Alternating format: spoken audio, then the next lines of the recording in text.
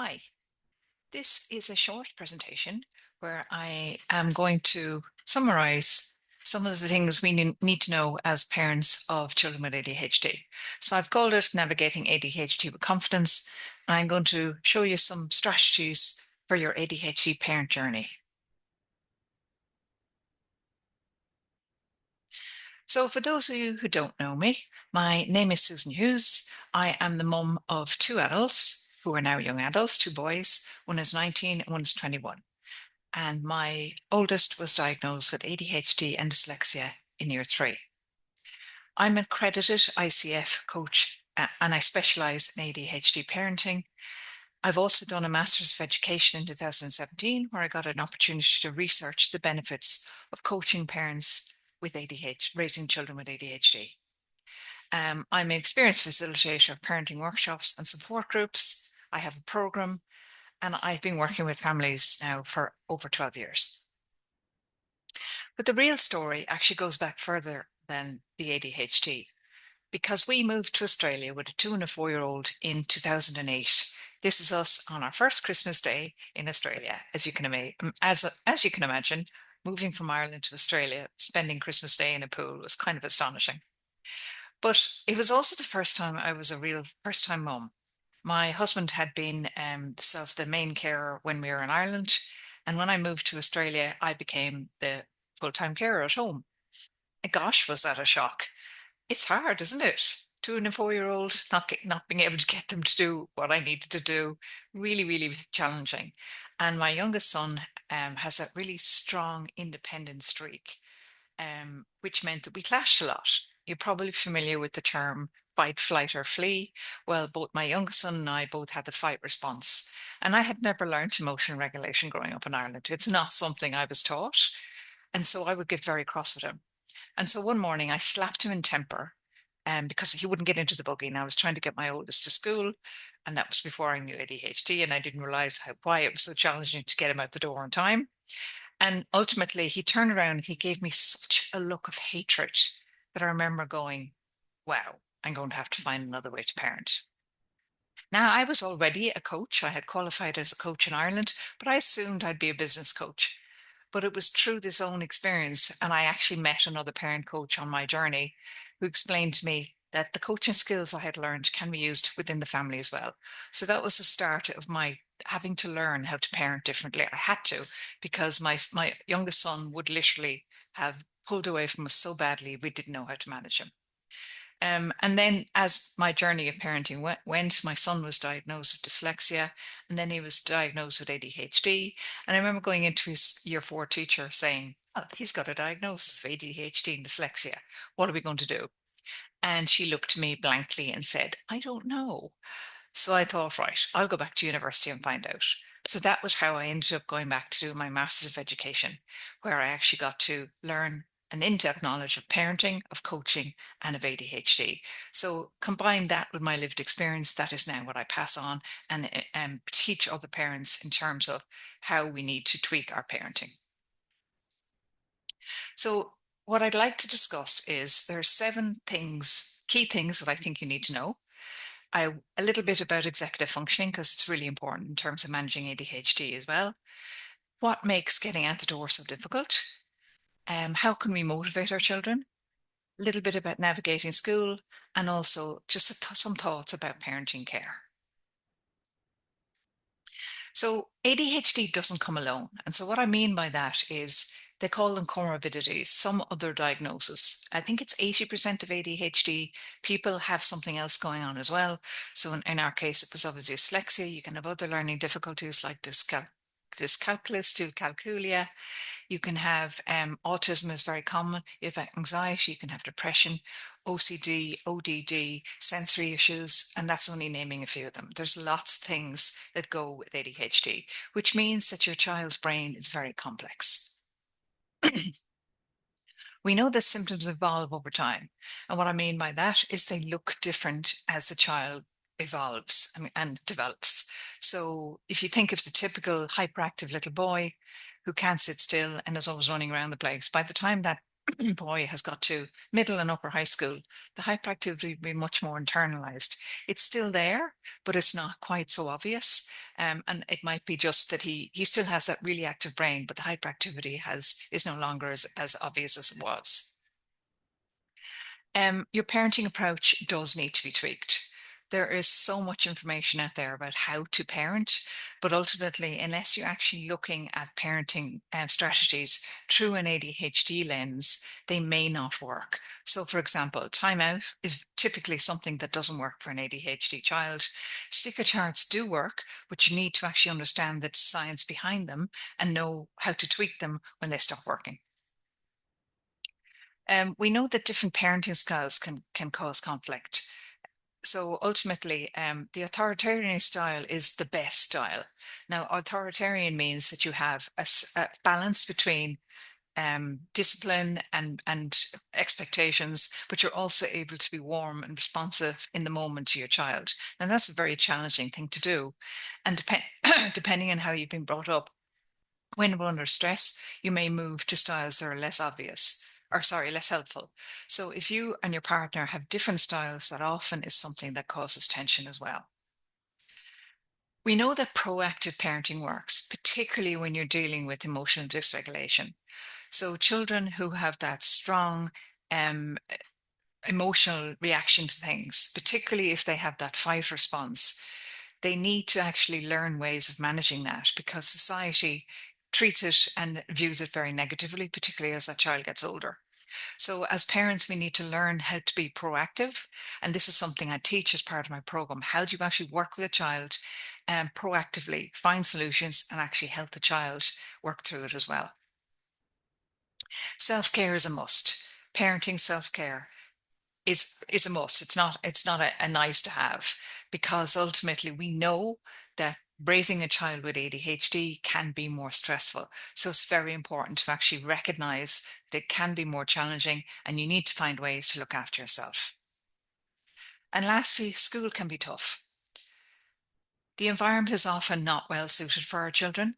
Often the expectations are too high for them in the moment, and they really do struggle to actually meet those expectations, which then means that they may actually have their self-esteem damaged and their self-confidence. But it's also tough for us parents. So recognizing that it's a difficult environment for them and how we actually manage our own expectations as they work through their school years is incredibly important. So just a little bit about executive functioning. So executive ADHD should be really, I think, named an executive functioning deficit disorder because ultimately it's not about attention, it's not about hyperactivity, it's about the fact that the brain is so incredibly busy, and the executive functioning is that ability to be able to manage what's going on, plan, prioritize, organize, manage emotional regulations, get started on something, stick at something when it's no longer interesting. All of these things are executive functioning.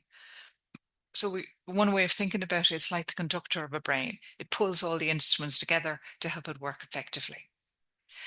This table is a table I share often with parents I work with because it really does stop and make you think. Where is your child's executive functioning age right now? So if your child is 10 now, or going to be 10 at their next birthday, their executive functioning age is probably only around 7. So ultimately, the reason that's important is as parents, we need to match our expectation to their executive functioning age. Now, don't confuse it with academic ability. Don't confuse it with maturity. It's actually the ability to plan, prioritize, and manage expectations, manage emotion regulations, get stuck, stick at something that's not interesting. A multitude of things are impacted by executive functioning. I go into that in a lot more detail in my program. So why are daily routines so incredibly challenging? Well, some things we need to know about daily routines are our children with ADHD have what we call time blindness. In fact, it's one of those weaknesses that often lasts the lifespan of somebody with ADHD. So if you're an adult with ADHD, you might recognize this. You might struggle to monitor time. You might struggle to estimate how long something is going to take. If you have to be somewhere at 9 o'clock, you might struggle to actually work out. There's a series of events you need to do or actions you need to take to be there by 9 o'clock. So ultimately, if you're expecting your child to be ready at 8 o'clock to go out the door in the morning and they're up at 7, well, you need to scaffold those activities and expectations that you need your child to do so that they can be ready for 8 o'clock. But the other part about it is routines are boring, even though they're incredibly important and they help our ADHD brains to actually stick at something. There's no often very they're not interesting because it's something you do every day, and ultimately we know that that's actually how we learn things. Is actually when it becomes routine and a habit, you don't have to think it as much. But the ADHD brain can take longer to learn it than a neurotypical brain. And also, the ADHD brain can lack motivation because, let's be honest, a lot of the routine tasks that need to be done in the morning by children are not interesting. In fact, they're bordering on boring. And particularly for young children, the ability to get dressed, eat breakfast, and avoid the temptation to play Lego, do drawing, jump on the trampoline, whatever it is distracting them, poke the dog, play with their sister, all the things that they do in the morning. So what we need to do is link the routine, the expectation of the routine, to a reward. And the reward needs to be instant. And one of the things I teach in my programs how actually to apply instant rewards. There's science behind it. And it really, rewards do really work for the ADHD brain, but you do need to understand what's going on behind it to apply it effectively. And when it stops working, if you understand the science behind it, you can then tweak it so it continues working. It's important we've got clear expectations and that we're consistent, but also able to be flexible in the moment, which is incredibly challenging. I know sounds like the opposite. So what I'm talking about is you have a consistent expectation in the morning, but your child walks out and you just take one look at them and realize they have no capacity in that particular day. So it's one of those mornings you're just going to do everything for them just to get them out the door and to school on time. Some of the principles around a reward system is that the whole idea of reward system, it creates external motivation.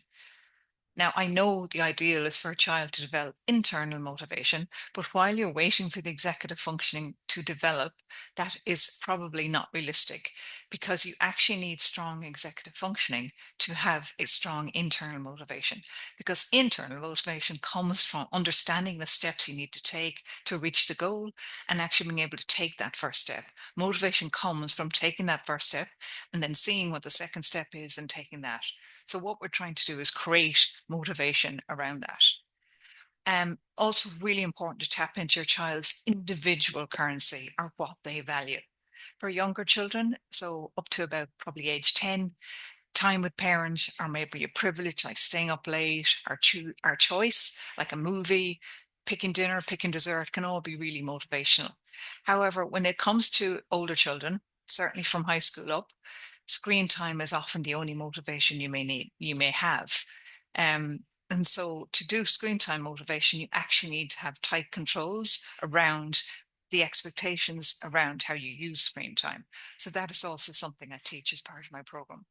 But also it's about being creative, finding ways of marking what an instant reward will be for the child, something they really want, and then actually using that to motivate your child as they get older. Obviously, as your child gets older, the goals and the ability to see rewards further away become stronger. But it's still quite important to have instant or visually record the reward, particularly, as I say, for younger children.